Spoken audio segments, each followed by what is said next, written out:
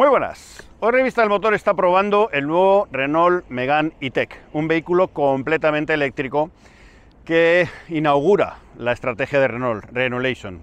Estamos hablando de un vehículo que viene con dos potencias, 130-200 caballos, que viene con dos tipos de batería, de 40 y 60 kilovatios de capacidad neta, que le otorgan una autonomía entre los 300 a los 470 kilómetros. El precio, a partir de poco más de 35.000 euros. Así que nos subimos a esta novedad, fabricante francés, y os contamos todos sus secretos. ¡Empezamos!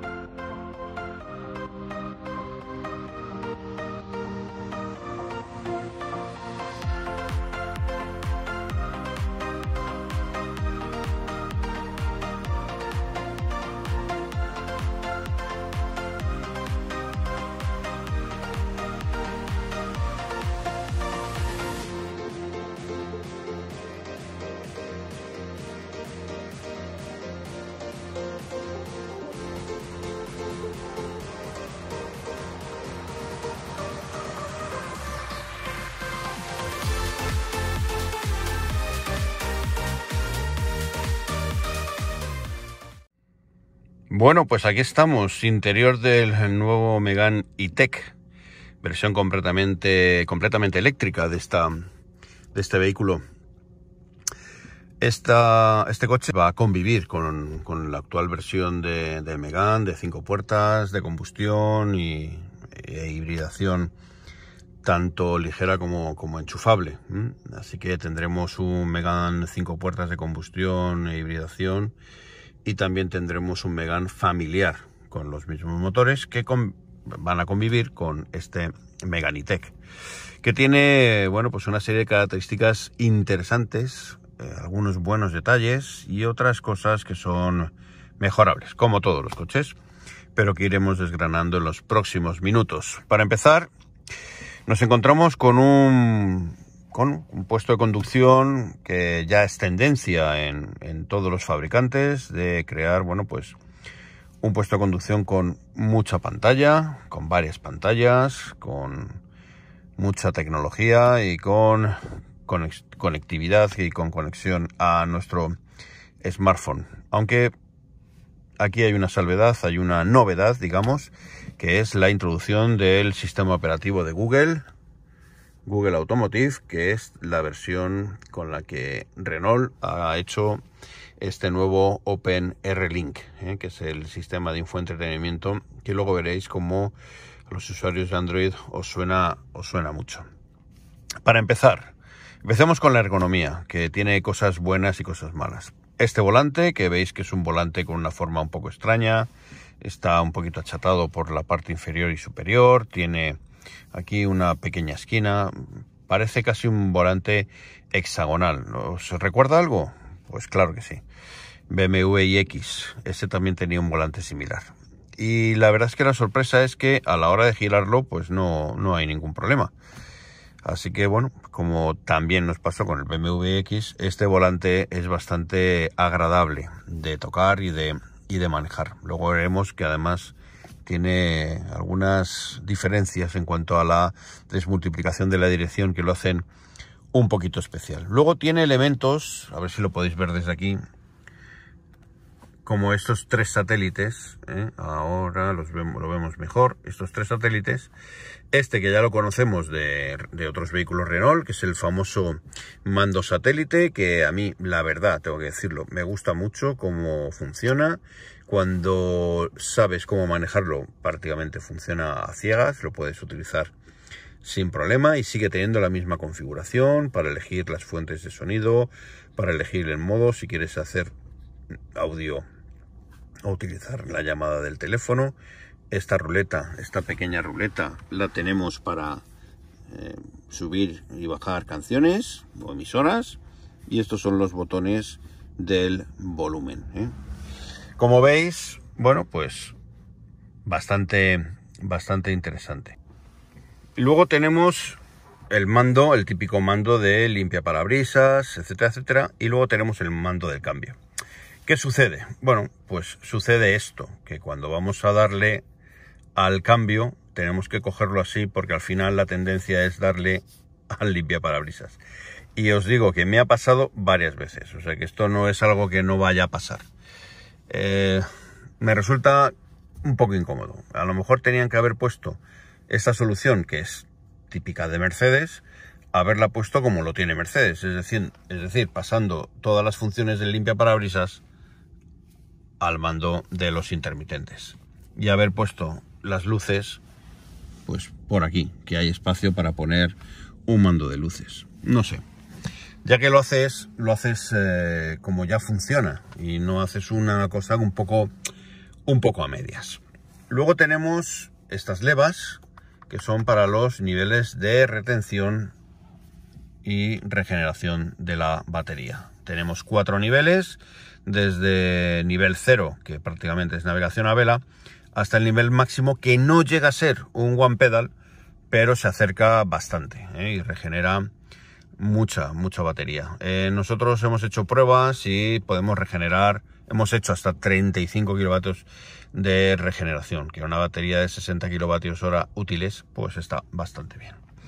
El resto de funciones, pues tenemos todas las que tienen que ver con el control de crucero, limitador y sistemas de asistencia a la conducción a la izquierda, y a la derecha tenemos todo lo que tiene que ver con la multimedia y con la gestión de los datos en el cuadro. También tenemos nuestro botón Multisense, que aquí tenemos los modos de conducción. Modos de conducción, que son 4, que son Eco, Sport, Perso y Comfort. El Perso, lógicamente, es el personalizable, aunque también os diré que se pueden configurar cada uno de los modos de conducción con diferentes parámetros. Luego tenemos el cuadro. Este cuadro, que se puede prefigurar en 4 diferentes opciones. Es verdad que el color del cuadro cambia con los modos de conducción: Comfort azul, Eco verde, Sport rojo, lo habitual, y el Perso en un color violeta, un color así moradito. Y luego las vistas, con la tecla View, pues las vistas las tenemos aquí. Podemos tener esta vista, una vista un poco más tradicional con relojitos. Podemos tener aquí esta vista que incluye, ¿cómo parpadea esto? Ahora, que incluye el mapa, y esta vista que incluye, es una vista un poquito más limpia, más minimalista, y esta que incluye los HADAS. Luego tenemos en la parte derecha todo lo que tiene que ver con la información más técnica de nuestro vehículo, y que tiene que ver, bueno, pues con el log de carga y de utilización de la parte eléctrica, del motor eléctrico y de la batería, y los datos de presión de neumáticos, el monitor eco, la radio o la multimedia. Este es el porcentaje de potencia del motor, y aquí tenemos los datos: consumo medio, consumo instantáneo de la batería, y aquí nos va a decir cuánto estamos utilizando. Podemos utilizar el máximo, que son 60, o utilizar o recargar el máximo, que es 35, ¿vale? 60 porque la batería es de 60 kilovatios, ¿vale? Aquí la distancia recorrida, hemos hecho 1140 kilómetros, y el consumo medio, que como habéis visto es de 21,1 kilovatios, una cifra muy buena, pero luego veréis que podemos consumir bastante menos. Así que un cuadro que, bueno, que nos da mucha información, que nos ofrece una información en una estética bastante moderna, y en este Black Panel que, bueno, pues que como veis tiene continuidad hacia la pantalla de infoentretenimiento, que es la pantalla del nuevo sistema OpenRLink que funciona con Google Automotive. Tiene un gran procesador, un Snapdragon dedicado al mundo de la automoción. No es la versión más potente que está disponible en este fabricante, pero es casi la más potente.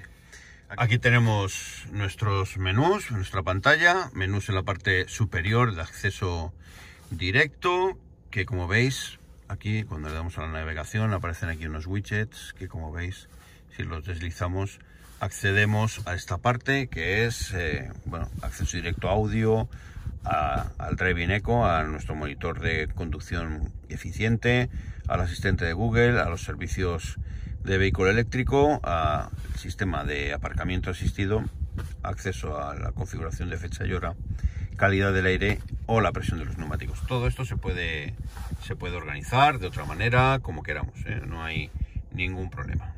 Luego tenemos la multimedia, en este caso acceso a través de Android Auto, Apple CarPlay, audio por Bluetooth, Google News, podcast, radio y USB. Como veis, empiezan a aparecer iconitos que ya nos recuerdan a lo que tenemos ahí debajo.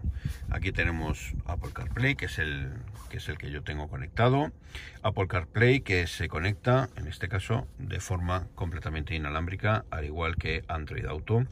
También tenemos aquí las aplicaciones. Como veis, ya tenemos claramente elementos que tienen que ver con Google, y en este caso el Play Store, los ajustes, calendario, Google Assistant, Google News, Maps, Podcast, y como veis, todas estas funciones. Y además, si accedemos a ello, veréis que parece una extensión de vuestro teléfono Android, porque todo funciona exactamente igual y da los datos de la misma manera. Aquí, bueno, pues vamos a configurar todos estos elementos, que tendréis que tener una cuenta Google para poder aprovechar todos y cada uno de ellos de forma completa.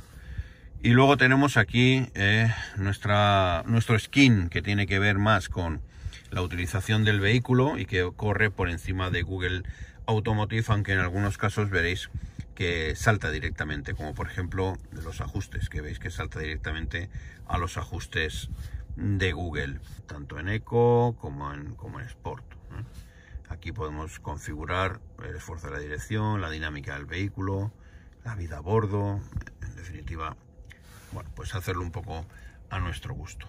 Luego tenemos aquí la parte principal del meollo, ¿no? Lo que tiene que ver con el funcionamiento del coche eléctrico. Tenemos aquí un esquema de la batería con unas gráficas sobre el consumo realizado, ¿vale? Luego tenemos carga y clima, podemos hacer carga instantánea, carga programada, retrasada, podemos decir que, bueno, que le enchufamos pero que nos empieza a cargar a una hora determinada, y luego la programación de la carga, una carga semanal que siempre cargue el mismo momento y que además nos tenga el coche acondicionado siempre con la misma temperatura. Aquí en la batería podemos establecer cuánto queremos cargar. Nosotros lo tenemos puesto en el 100%, pero podemos cambiarlo al 80%. Curiosidad, nos va a decir cuando carguemos en el cuadro, nos va a poner hasta dónde tenemos prevista la carga, el tiempo que va a tardar justo hasta ese porcentaje. Pero si lo ponemos al 100%, como veis, nos va a poner que podemos cargar lo que vamos a tardar, hasta el 100%, pero también al 80%. ¿Por qué pone eso? Bueno, pues porque podemos decidir pararlo al 80%, ya que el tiempo de carga entre el 80 y el 100% siempre es más lento y es mucho mayor. Así que, bueno, pues lo dejamos así, 100%. La verdad es que nosotros con carga lenta, carga en casa, como estamos cargando a 4,4, pues, ¿qué queréis que os diga? Yo lo dejaría 100%. Tenemos aquí también los ajustes, sonido de aviso de peatones. Este es el sonido del coche cuando vamos circulando, el sonido artificial que hace hasta 30 km por hora, pues podemos tener un sonido neutral, un sonido puro, bueno, pues que es un poco más eléctrico, o sea, así como más de máquina eléctrica, y uno más expresivo, que es así como una nave espacial. Es el que tenemos nosotros. Luego tenemos la cámara 360, que es una cámara bastante buena. A ver si puedo dejar de parpadear un poquito. Aquí tenéis la cámara, que tenemos diversas formas de verla. Aquí está, aquí laterales y aquí 360, que como veis, bueno, pues tiene la curiosidad de que cuando frenamos se encienden las luces de freno y que cuando damos al intermitente, pues también, tanto delantero como trasero. Tenemos también la configuración de los asientos, configuración que nos va a permitir tener en esta versión Iconic calefacción, masaje y guardar también nuestra posición del asiento. Además, ambos asientos tienen el acceso fácil, que es que cuando abrimos las puertas se retiran hacia atrás para dejarnos sitio. Podemos guardar, incluso podemos hacer que se recuerde, porque se puede asignar usuarios, etcétera. Tenemos aquí la calidad del aire, que podemos configurar el purificador de aire o el reciclaje del aire. El Driving Eco, que bueno, nos va a decir la distancia que hemos recorrido, la velocidad media y el consumo eléctrico que hemos tenido. Ahora mismo, bueno, pues hemos empezado parados aquí con un 14% y ahora, pero con 14 kilovatios, perdón, y ahora tenemos 18,3. Bueno, estamos parados y aquí podemos ver el historial que, bueno, pues no es bastante completo, pero ahora mismo no lo tenemos porque hemos hecho muy poquito. Y aquí tenemos asistentes a la conducción, que como veis se representa de esta forma tan chula. Tenemos muchos asistentes: alerta de distancia de seguridad, detector de ángulo muerto, detector de fatiga, que son los habituales, mantenimiento de carril, asistente de mantenimiento de carril, que funciona con el control de crucero adaptativo funcionando, anticipación de la salida, que este es nuevo, vibración de alerta, como veis aquí lo tenemos activado. Y luego tenemos en gestión de la velocidad los ajustes para limitador de velocidad, regulación adaptativa. Fijaos que ya tenemos regulación adaptativa, es decir, que el vehículo se va adaptando con el contexto de la carretera, también con los límites de velocidad y con la cartografía. Ya hay una conducción predictiva, que en Renault lo llaman adaptativa porque usa, bueno, pues estos servicios, pero es predictiva.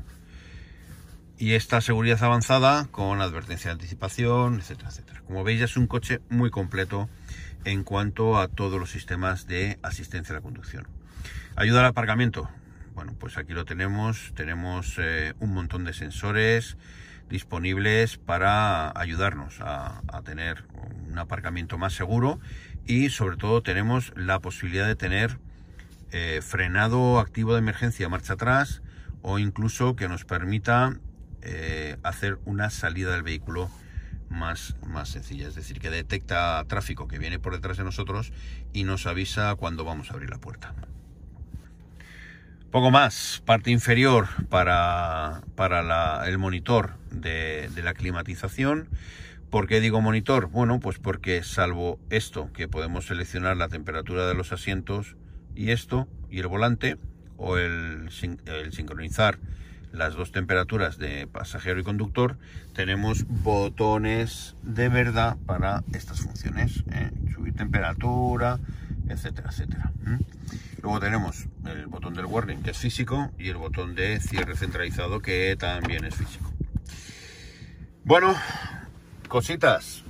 Carga inalámbrica, que además tiene soporte de goma, soporte de goma extraíble para poderse limpiar.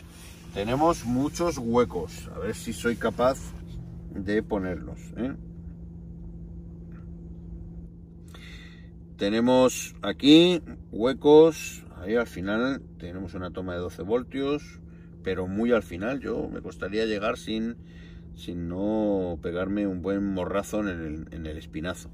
Tenemos también estos soportes que se pueden mover para poder tener una configuración en diferentes espacios.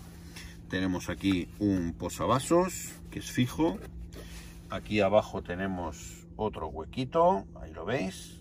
Todos los huecos tienen un acabado duro, durito, pero estos, por ejemplo, tienen un acabado de goma. Luego tenemos aquí un pequeño receptáculo de goma y el apoyabrazos que abres y tenemos un espacio grande, profundo, también con un piso de goma. Apoyabrazos que no se puede poner en alto, pero sí se puede regular en distancia, ¿vale? Pues ahí tenemos dos conectores USB de tipo C. La posición es rara, sí, os lo reconozco. Es un poco rara, pero bueno, mejor eso que no tenerlo, ¿vale? Además ahí están un poco más protegidos del polvo. Luego tenemos la guanterita, guanterita que es profunda, que no está guarnecida, pero que tiene apertura amortiguada y que, bueno, tiene una buena capacidad. Los huecos de las puertas que sí están guarnecidos, fijaos, detallazo, No todos los coches de ese segmento tienen las puertas con este hueco puestos así. Y en cuanto al nivel de acabado, materiales, etcétera, bueno, pues vamos a empezar. Al final tenemos un coche que en esta versión Iconic es un coche bien acabado. Aunque tiene elementos, bien acabado en general, aunque tiene elementos que a mí me han gustado poco, que son mejorables. Vamos a empezar por los materiales que hay en las puertas. En la parte superior tenemos un material duro, pero con un acabado gomoso que es bastante agradable. Tenemos esta pieza que es madera, pero la verdad es que tiene una apariencia estupendísima. Tenemos este listón, que es de plástico y que tiene el LED de iluminación ambiental. Y luego tenemos, fijaos, el tirador con un interior de goma que está muy bien. Tenemos negro piano aquí en esta pieza, Vale, tranquilo, que ya me voy. Tenemos también botones que nos suenan, y que, bueno, que están bien enrasados. Esto es una pieza de cuero sintético, no muy blandita, pero suficientemente blandita para que no sea desagradable. Y luego tenemos aquí los huecos que os he dicho antes. A ver, la apariencia es buena, los materiales son buenos. Toda esta es de cuero sintético. Y la verdad es que está bien. Luego vamos al salpicadero. Fijaos, el salpicadero también tiene este cuero sintético con un pespunteado de hilo real, que está muy bien. Tenemos esta pieza que rodea toda la pantalla, aireador, negro piano. Bueno, no es negro, es gris, pero negro piano por doquier en esa parte, que a mí no me molesta. Mientras esté ahí, a mí no me molesta. Luego tenemos este cuero sintético que tenemos en la parte superior del salpicadero. Que no tiene ningún grillo ni nada raro. Esta pieza con la iluminación LED que da bastante calidad, y esta pieza grande con cuero sintético y con pespunteado de hilo real que es bastante agradable. Me parece que es un coche que está visualmente, es un coche muy agradable, tiene un diseño muy bonito, que tiene buenos materiales, que está bien elegidos, pero luego tiene elementos de montaje que no me han gustado tanto. Hay elementos que, bueno, pues que se pueden mejorar un poquito. Por ejemplo, antes lo he visto, aquí por ejemplo, pues esta pieza pues flexa mucho, ¿no? Y cruje un poco. Bueno, pues es esta parte, este plástico que está aquí, que a lo mejor debería tener alguna presilla más ahí dentro o algo, no sé. El techo, por ejemplo, también, que tiene un poco. Estas piezas, por ejemplo, de las capillas, Renault siempre ha tenido algún problemilla con las capillas y bueno, pues están ahí un poquito regular.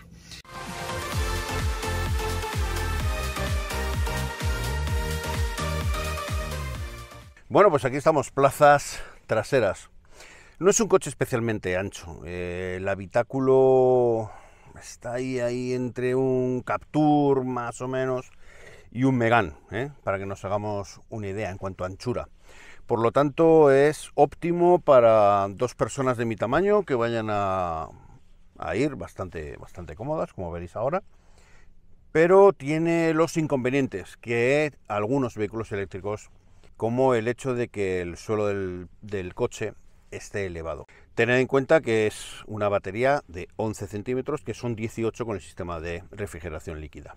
Por lo tanto, el suelo está elevado y eso afecta a cómo estamos sentados. las piernas, las rodillas elevadas con respecto a la cintura, una posición un poco como de cuclillas, que es muy típica de los vehículos eléctricos. Y es verdad que tenemos muy buena distancia al techo. Lo recuerdo, yo mido 1,88 y el asiento está puesto en mi posición de conducción, 1,88. Y es verdad que no llego al asiento, me quedan unos pocos centímetros, 2-3 centímetros para llegar.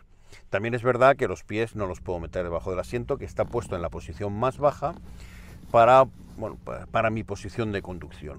Sí que es cierto que el asiento es bastante confortable, muy alto de espalda, con lo cual, bueno, eso me ayuda a estar bastante cómodo, y también que tenemos ciertas atenciones al confort, como por ejemplo bolsillos en los respaldos de los asientos delanteros, salidas de aire o conectores USB de tipo C. Al final, los detalles de calidad, como por ejemplo las tapas en los anclajes Isofix, que es de agradecer, o que no hayan hecho un cambio de calidad muy grande con respecto a las puertas delanteras en los guarnecidos de las traseras, pues también se agradece. Es verdad que el cuero desaparece en el panel principal de la puerta, pero el plástico no está mal.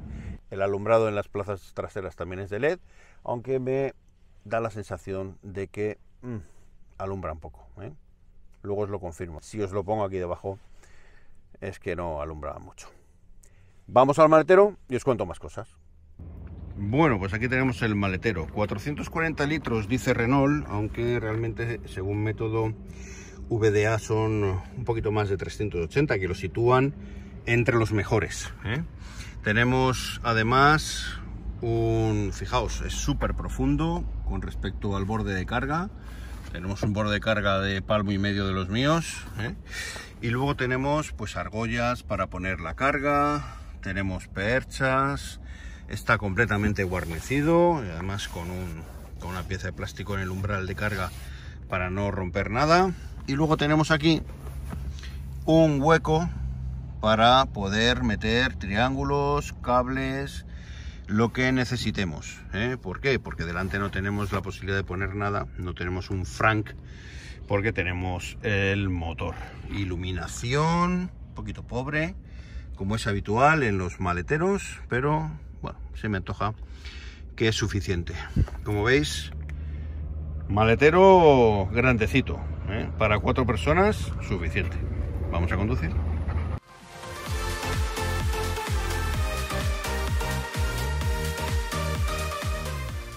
Bueno, pues aquí estamos probando el nuevo Renault Megane E-Tech, vehículo eléctrico, 4,20 metros, ya lo habéis visto.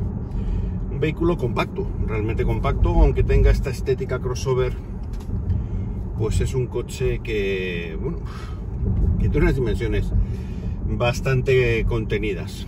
Tiene una serie de competidores clave, ¿no? Que son, o que van desde el Hyundai Kona, pasando por el Kia Niro, siguiendo por el ID.3, Cupra Born, y hay diferencias técnicas entre ellos. La primera, la más llamativa, es que este es un coche de tracción delantera y por lo tanto tiene ese hándicap de ser eléctrico de tracción delantera. Esto implica pérdidas de adherencia cuando le pisamos a fondo en según qué circunstancias, o incluso sin pisarle a fondo, vamos a notar esa pérdida de adherencia. La dirección se nos va a volver más dura, va a haber, bueno, pues un hándicap, ¿no?, en cuanto a la respuesta. Pero a pesar de ello, a pesar de esas pérdidas de adherencia, acelerando de 0 a 100 es de los mejores, si no el mejor. Y luego tiene elementos que lo posicionan claramente encima de muchos de sus competidores, como por ejemplo el montar frenos de disco en el eje trasero, que aunque sigo diciendo que no es necesario montarlos, sí que es un plus a la hora de hacer una conducción un poquito más divertida. Estamos hablando de un coche que, al tener tracción delantera, lógicamente funciona de otra manera diferente a la que podría funcionar, por ejemplo, un Cupra Born, que me parece el mejor mejor en este segmento, ¿no?, de coches eléctricos compactos, y en cuanto a comportamiento y a sensaciones. Pero claro, estamos hablando de un Megane. Renault no se ha olvidado de hacer coches dinámicamente buenos, los tienen y muchos, y ha creado un vehículo con un chasis bastante rígido, ha creado un coche con un eje trasero multibrazo, suspensión firme que calca totalmente cualquier irregularidad del terreno, y eso implica todo, pero que también es cierto que la suspensión filtra mucho los baches. Fijaos, acabamos de pasar por un bache tremendo y es un murmullo, un leve murmullo. Pero lo que más me ha gustado con diferencia es el tacto de la dirección. Si os digo que la desmultiplicación de la dirección es de 12 a 1, pues no os dirá nada a muchos de vosotros. Pero si os digo que lleva la misma desmultiplicación que un Alfa Romeo Giulia, ahí ya se os va dibujando una sonrisa a más de uno. Y es que sí, este coche tiene una dirección muy directa.